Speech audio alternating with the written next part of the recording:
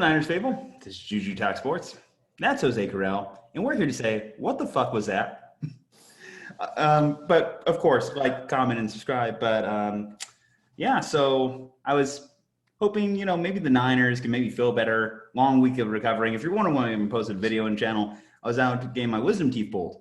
I would rather sign up to have my wisdom teeth pulled with no anesthesia than to have to watch the highlights from that game again. We haven't even finished the game. The game's actually still going on as we're recording this. It's currently 40-17. I'm sure it's not going to get much better from this point on. Jose, how are you feeling? I don't even know what to say. It's what the fuck? Like, what happened? I know we got a lot of guys back. Jimmy Garoppolo was back. We'll talk about him a little bit more later on. Raheem Mostert was back, who was actually playing really well. Deebo Samuel came back last week. George Kittle came back last week. I thought once those guys started coming back, everything would get better, kind of get resolved. I don't know if maybe they were just rushed to get back into the lineup, if maybe they were not fully at 100%, because you could still kind of see Deebo Samuel is really not himself from last year just yet. Even George Kittle, he had the monster game last week, but they're still they're missing maybe that last full gear that maybe kind of indicates that they're not at 100% yet. I think Jimmy Garoppolo isn't at 100% either. He definitely didn't look 100% against Miami today. So I don't know if it's a combination of just this whole group hasn't been able to play with each other literally since the Super Bowl. And now you're going to you have to throw all of them and kind of piece it together while they're not even at 100%. I don't know what it could be, but that still doesn't excuse the fact that this has been a horrific, horrific performance today against Miami. It all started with little-known corner. We probably won't hear from him ever again. Brian Allen. I have never seen a guy get targeted on the field in quite the way that Brian Allen was targeted by Ryan Fitzpatrick in the Miami Dolphins. It wasn't hard to spot who was the weak link on the field, and far and away, this guy, if you measured the amount of separation between him and his wide receivers on those breaks, it was atrocious.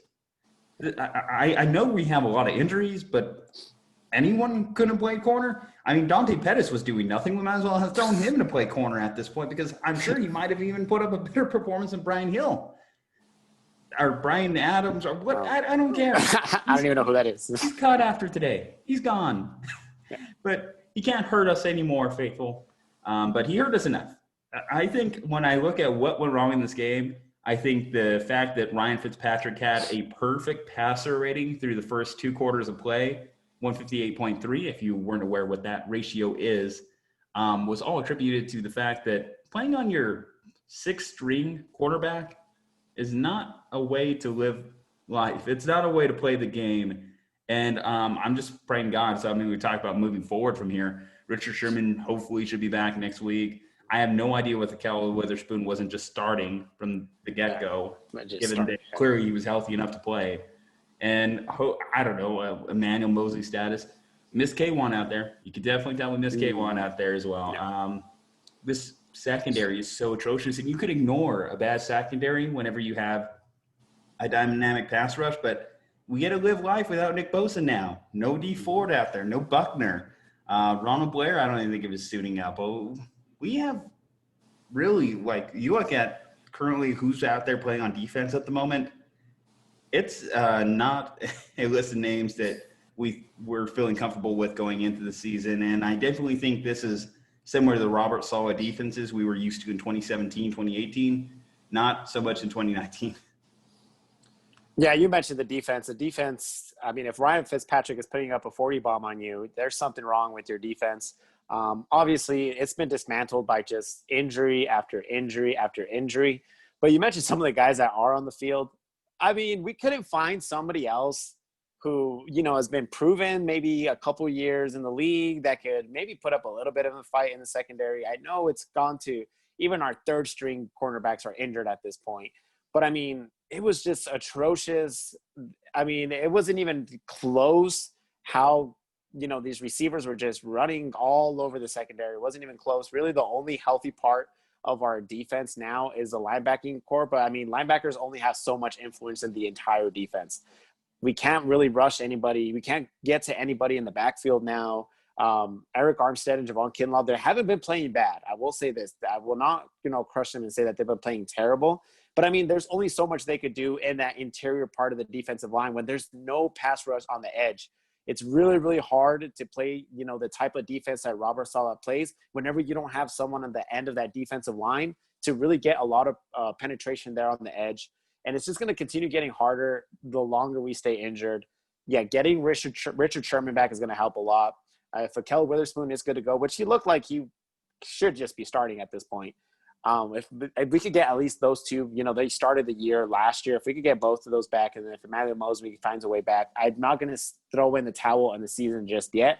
I just think we need to get healthy, and we need to get healthy really, really fast now. Really, really fast. Well, we get to do that against playing the Rams, going on the road to play the Patriots. We got the Saints, Packers, Seahawks. Just the schedule from hell is coming up, and the Niners have no way of avoiding it.